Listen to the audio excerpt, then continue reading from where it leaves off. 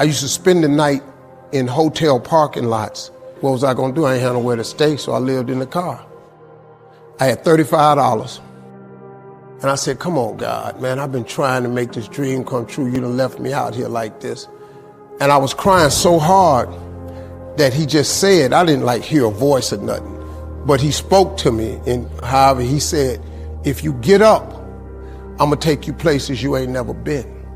Now I was finna quit. So I said, skip it. I'm gonna quit anyway. So I got in my car, I went to a payphone, and I was gonna call my dad. You remember back in the day where you could punch in a code and call your answering machine and get your messages? So I called and I punched in the code and it said, doop. He said, hey Steve, this is Chuck Sutton with Showtime at the Apollo.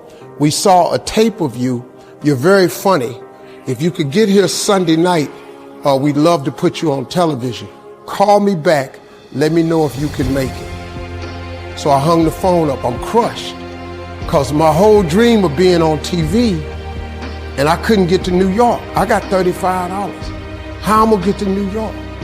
I can't make it. So I'm standing there at the phone booth and tears just coming down my face. I said, God, so that must be a sign for me to go home.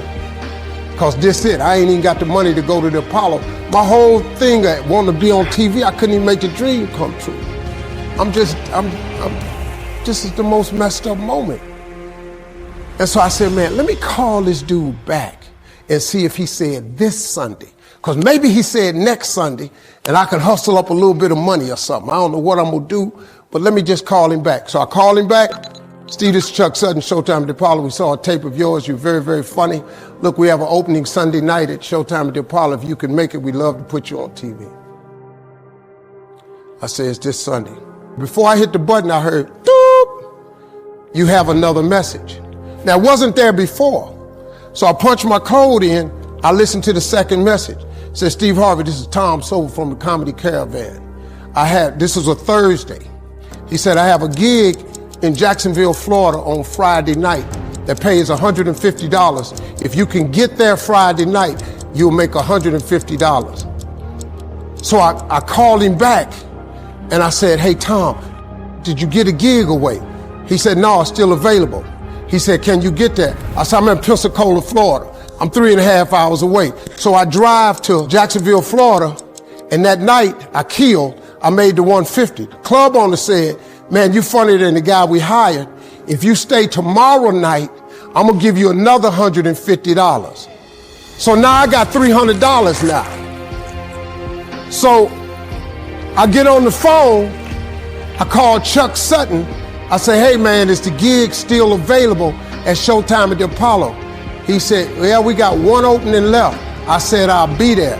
So I called Eastern Airlines, who used to be open back then. They had a special for $99 going from Jacksonville, Florida to New York round trip. So I parked my car at the airport. I got it.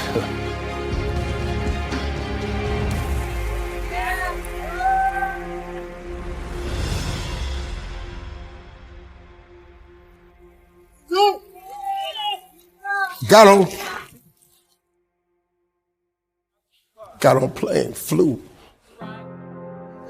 Everything I had was in 2 bags. Got to the Apollo. I said, hey man, I'm here.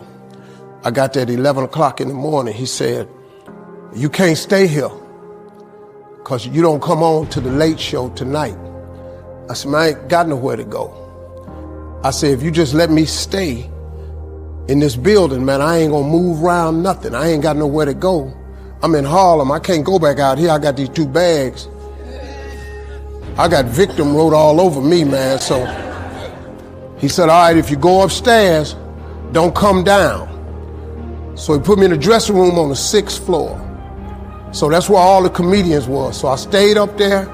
I got hungry around 3 o'clock and I couldn't take it no more. So I went back downstairs, a dude named Alton Liston. I said, hey man, he said, man, I thought I told you, don't come down them damn steps.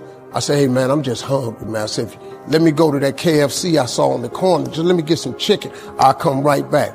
He said, man, if you ain't back in 20 minutes, you ain't getting in this building. So I went, bought me some chicken, came back. So the comedians started coming in the building. They started coming up on the 6th floor. So I meet this guy named D.L. Hughley. I introduced myself. He introduced himself. I'm sitting there, another guy come in named Dwayne Johnson. Then this other dude walked in named Jamie Foxx. And I introduced myself. We don't know each other. Ain't none of us famous. It's 1991, man. They gave everybody the lineup. I was on the last show of the night. I don't go on to 11 at night. I done had this 4 pieces of chicken. I'm starving, man. That chicken done wore off. I'm nervous, man. I'm about to throw up. D.L. Hughley went downstairs. D.L. Hughley got booed off. Dwayne Johnson got booed off. Jamie Foxx went down there and got booed. They booed Jamie, then Jamie started singing. And then they started clapping. And Jamie had their ass, then he went back to them jokes, and they got his ass. So I'm walking down the steps and I see Jamie sitting on the steps. I said, hey man, hang in there. He said, man, that ain't never happened to me before, man. This is crazy. This Jamie Foxx, man, one of the most talented people in all of comedy. And now, you don't even know how nervous I am, man. I can't even, my breathing is shot because these dudes been booed. So I walk out. I had wrote this joke. Mike Tyson had got in a fight in Harlem with this heavyweight named Mitch Green. Mike Tyson had hit the dude in the eye in the store.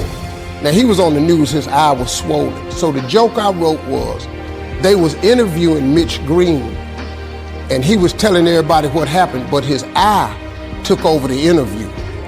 And I wrote this joke that his eye started talking and was just, I tell you what happened. The heavyweight champ's fist is coming towards my face. I just said, Lord, Lord, Lord. And I wrote this whole joke about this dude's eyeball talking. And when the punch came, and all this here, the Apollo, man, they went crazy. They lost their mind. I got a standing ovation, man. I walked off stage, man, just started crying. I couldn't believe it. And they paid me. I made $750 for being on TV for one night. I'd never made $750 telling jokes in one night. And so that was my first television appearance. A couple weeks later, Sinbad was the host of the show. He got this job on Different World. And so he quit. And so Mark Curry became the host. And then Mark Curry got hanging with Mr. Cooper and he quit.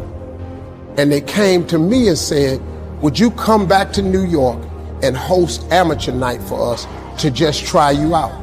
Oh, ain't no problem. And so I went to New York. I hosted amateur night and I was killing. But every time we went to commercial break, I was supposed to let the warm-up act take over like Ruben does. But I knew not to let the warm-up act do that because he would change the attitude of the crowd because the Apollo was a wild place. So I stayed out there. I did the warm-up and the hosting. And I created a bond with that audience. And that's how I got on TV. It was my very first TV show. I hosted Showtime at the Apollo. I ended up being the longest running host in the history of Showtime Apollo. I did that show for 8 years. Nobody ever did it for 8 years. And that was my turn back moment. See, in your life, everybody has a turn back moment. You have a moment where you can go forward or you can give up. But the thing you have to keep in mind before you give up is that if you give up, the guarantee is it will never happen. That's the guarantee of quitting, that it will never happen, no way under the sun. The only way the possibility remains that it can happen is if you never give up no matter what. Because God is always coming. He's never too late. At your worst moment, look, man, when they told me I had to be in New York, I saw no way I could get there. But that God don't. He make the phone ring. I end up in Florida, I make $300. Then I go to New York, I make $750. Almost got $1,000. out of nowhere. That's what happened to me. That was my moment of never giving up. That's when I first learned that faith was everything, that you have to remain faithful.